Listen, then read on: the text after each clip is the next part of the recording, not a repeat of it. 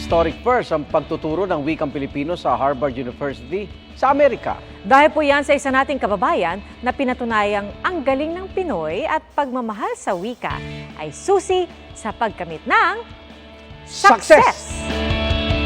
All right, welcome to our class. How are you today? It's great to know that you are fine. Ang pagtuturo ng wikang Ingles, caring-caring ng mga Pilipino.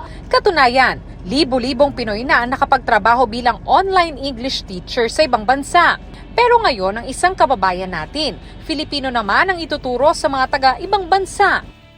Sa kauna-unahang pagkakataon, iaalok bilang kurso sa Harvard University ang wikang Filipino. Ang magtuturo, ang tubong Amadeo Cavite na si Lady Eileen Orsal. Magsisimula siyang mag-lecture ng elementary at intermediate Filipino courses doon ngayong buwan. Dating faculty member ng Cavite State University si Teacher Eileen. Estudyante pa lang daw ay bakas na ang talino at sipag niya. First year pa lang, kabibong bata na po niya. Para meron kami no activity, siya talaga yung tumatakbo-takbo tapos nagko-cover siya talaga aming first summa cum laude. Bachelor of Arts in Mass Communication, 2012 na graduate po.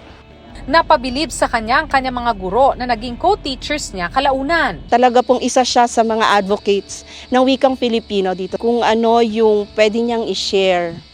Research man to, extension, references sa klase, i-share niya yon. Sa social media post, nagpasalamat si Eileen sa mga nag-congratulate sa kanya. Maliit na bahagi lang daw siya ng tagumpay. Tagumpay na isang pagsaludo sa mga guro sa loob at labas ng bansa. Karangalan daw niyang maging Pilipino. Patunay si Teacher Eileen na hanggang abroad, ang galing ng Pinoy kayang makahanap ng success. Congratulations, Ma'am Ai, from your Dicom family!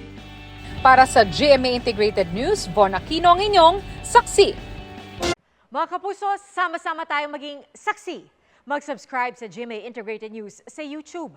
Para sa mga kapuso abroad, samahan niyo kami sa GMA Pinoy TV at sa www.gmanews.tv.